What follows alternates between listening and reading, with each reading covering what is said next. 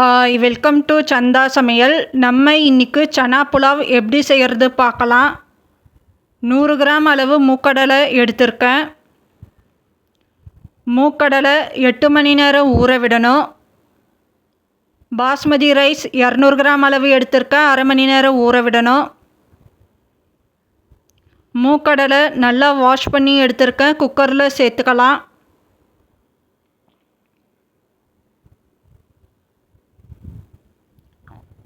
மூக்கடலை நனைகிற அளவு தண்ணி சேர்த்துக்கலாம். ஸ்டவ் ஆன் பண்ணி மூடி போட்டு குக்கர் வச்சுருக்கேன். குக்கர் ப்ரெஷர் வந்ததோ விசில் போட்டுக்கலாம். 3 விசில் வச்சு எடுத்துக்கலாம். பாத்திரம் சூடானதோ 2 டீஸ்பூன் நெய் சேர்த்துக்கலாம்.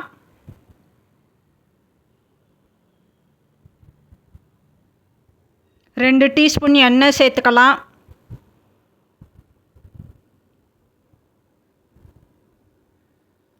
ஒரு பட்டை, ஒரு பிரியாணி இலை, 2 லவங்கம், 2 ஏலக்காய், அரை டீஸ்பூன் ஜீரகம் சேர்த்துக்கலாம். ஜீரகம் பொரியணும். பெரிய வெங்காயம் 1 நீல வாக்கில் கட் பண்ணி சேர்த்துக்கலாம். 2 பச்சை மிளகா கீனி சேர்த்துக்கலாம். வெங்காயம் கண்ணாடி பதம் ஆகணும், வதக்கிக்கலாம்.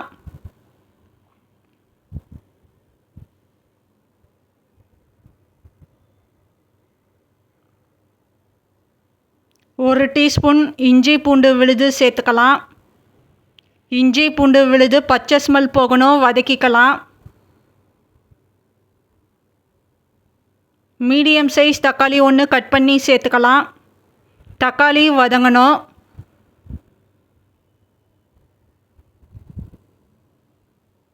கால் டீஸ்பூன் மஞ்சத்தூள் சேர்த்துக்கலாம்.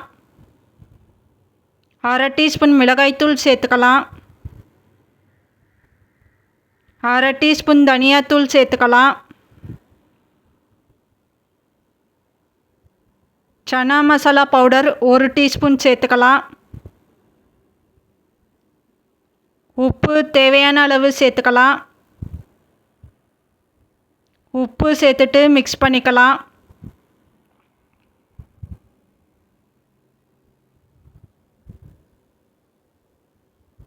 குக்கர் ப்ரெஷர் போனதோ மூடி ஓப்பன் பண்ணி ஒரு பாத்திரத்துக்கு மாற்றிருக்கேன். வேக வச்ச தண்ணியோட மூக்கடலை சேர்த்துருக்கேன்.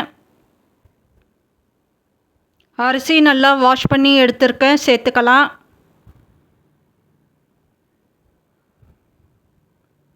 அரிசி சேர்த்துட்டு மிக்ஸ் பண்ணிக்கலாம்.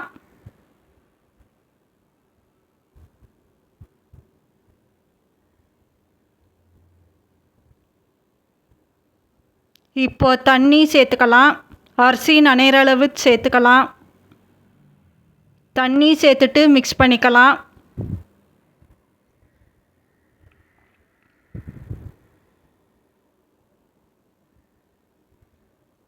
தட்டு பாதி அளவு மட்டும் போட்டு மூடி வச்சிடலாம்.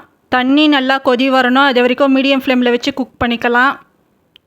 இப்போ லோ ஃப்ளேமில் குக் பண்ணிக்கலாம். தண்ணி ட்ரை ஆகி சாதம் வேக விடணும். இப்போ தண்ணி ட்ரை ஆகி சாதம் வெந்திருக்கு. ஸ்டவ் ஆஃப் பண்ணிடலாம். இப்போ நமக்கு சனா புலாவ் ரெடி ஆகிடுச்சு. இந்த சேனல் பிடிச்சிருந்தால் லைக் பண்ணுங்கள், ஷேர் பண்ணுங்கள், சப்ஸ்கிரைப் பண்ணுங்கள்.